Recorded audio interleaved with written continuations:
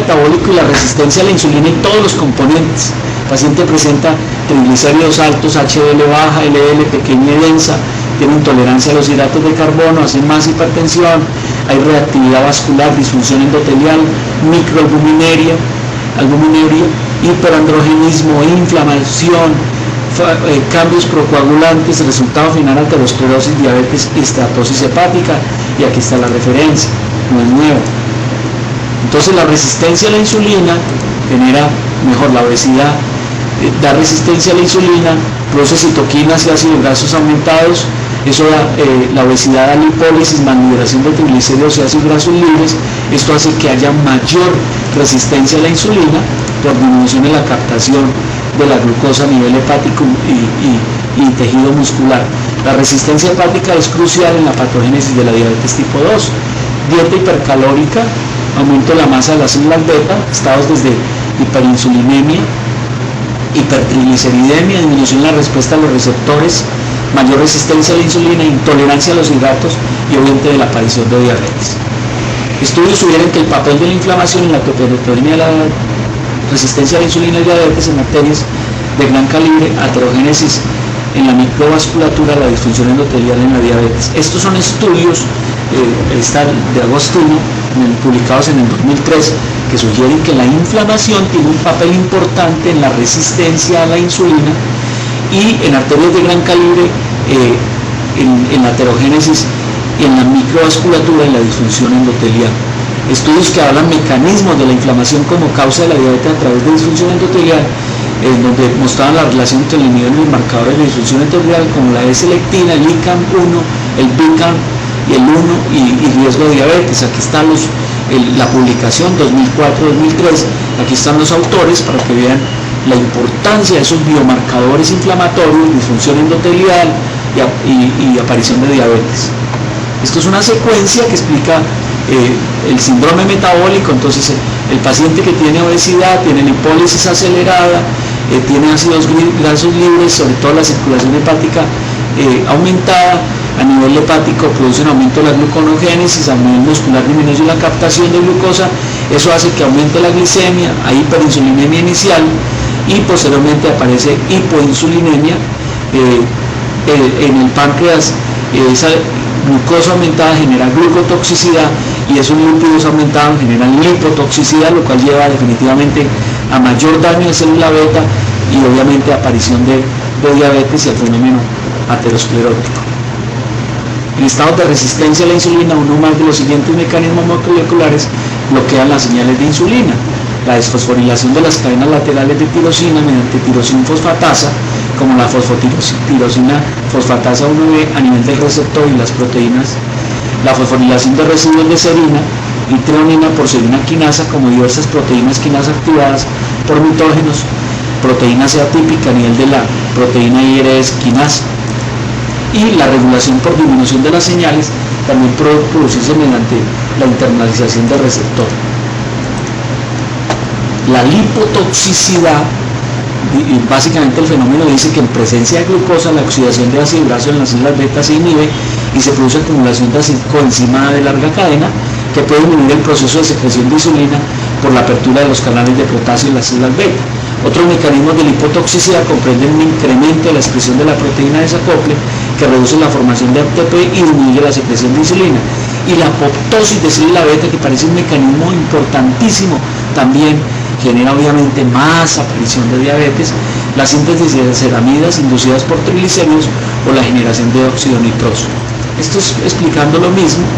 Básicamente aquí lo que tiene que ver ácidos grasos y metabolismo glicémico, lo que está diciendo básicamente esto es que acuérdense, entonces la insulina se une al receptor, esto actúa por la fosforilación de tirosina, el receptor envía señales al núcleo para que se activen genes, y entonces tanto este acople acá como la translocación del glucotransportador para recibir glucosa están afectados en el paciente diabético, al parecer explicado por estos ácidos grasos que producen acilcoenzima aumentada, lo que explicábamos ahora. Yo creo que esto lo podemos pasar. ¿Qué pasa con adipoquinas moleculares que regulan?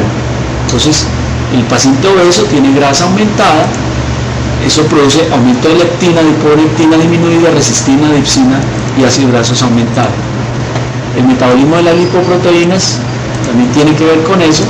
Hay vasculopatía, hay todos estos péptidos proteicos aumentados, la respuesta inmune está afectada también, hay una respuesta inflamatoria sistémica de bajo grado, factor de necrosis tumoral interleuquina 6, mayor propensión al cáncer, al parecer mediado por esto, en fase aguda de inflamación aguda, liberación de todas estas sustancias.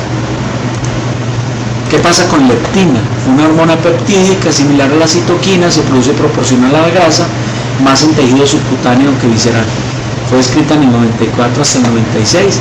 Dice, existen receptores en el hipotálamo, en el músculo, en las células beta pancreáticas, en el páncreas la unión del receptor aumenta la producción de proteínas SOX. El SOX3 es un supresor de señal de citoquina.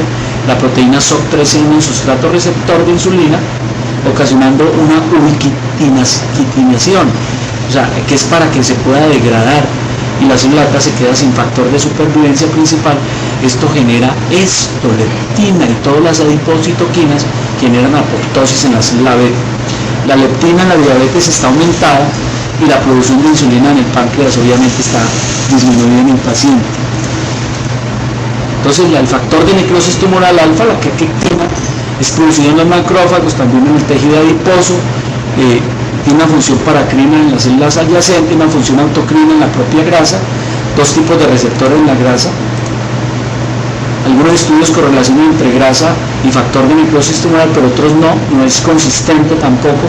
Es posible que una parte vaya hacia la circulación, la mayor parte es grasa, inhibe la enzima involucrada en la captación de ácidos grasos, captación de glucosa y síntesis de triglicéridos, y esto causa hiperglicemia también, aumento de ácidos grasos libres, que unido al receptor hepático estimula la producción de colesterol y ácidos grasos, ocasionando más resistencia a la insulina. El factor en diabetes es la hormona auténtica de la resistencia a la insulina.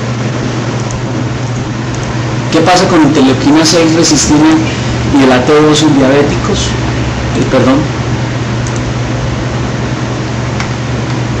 ¿Qué pasa?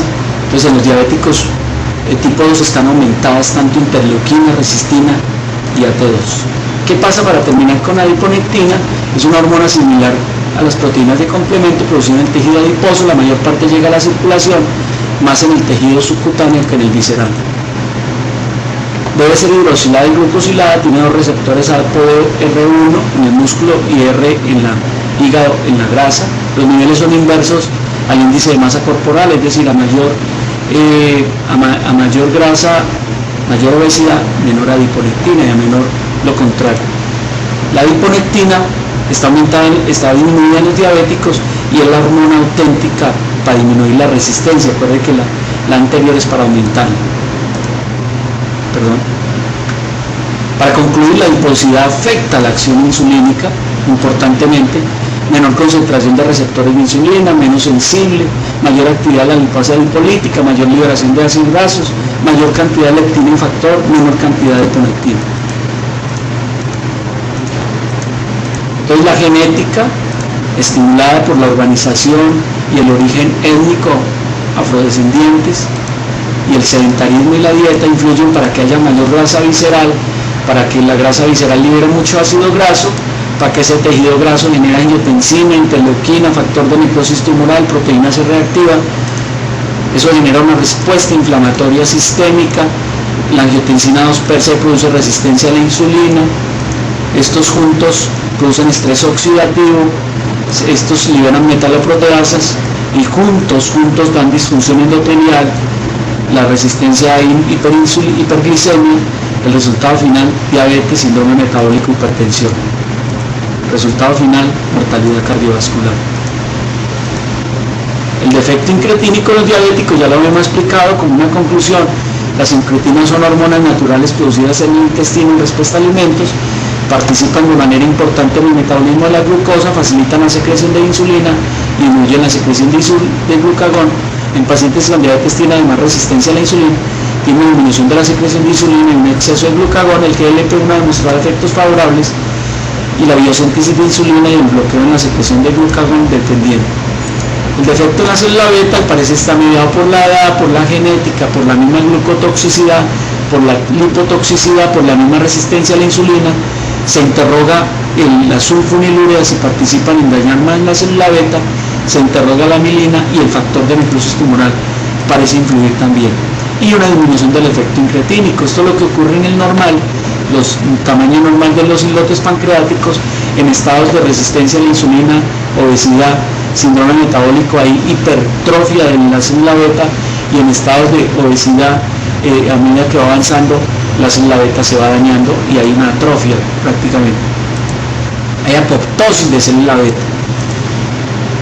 Como conclusión, podemos decir, como una definición, que la diabetes es una enfermedad crónica, incurable, controlable, progresiva, es un problema en salud pública, que la etiología es multifactorial, que hay factores genéticos, ambientales, que es epidémica, que tiene un origen importante en la obesidad y la inflamación, que el paciente tiene resistencia a la insulina e insulinopenia, que el paciente tiene falla de célula beta y disfunción alfa, que tiene hiperglucagonemia, que hay un problema incretínico importante, que el resultado final es la hiperglicemia, el trastorno del metabolismo de los lípidos y las proteínas, que el paciente tiene complicaciones agudas y crónicas siempre, que el órgano más afectado es el endotelio y que la microvasculatura y la macrovasculatura de cualquier órgano terminan por afectarse y confiere un estado de inmunosupresión adquirida. Esa es una definición, yo creo que prácticamente engloba todo. Muchas gracias. Movernos puede ser parte de la clave. Es una invitación para que comencemos todos a disminuir todos los factores que afectan, que influyen sedentarismo,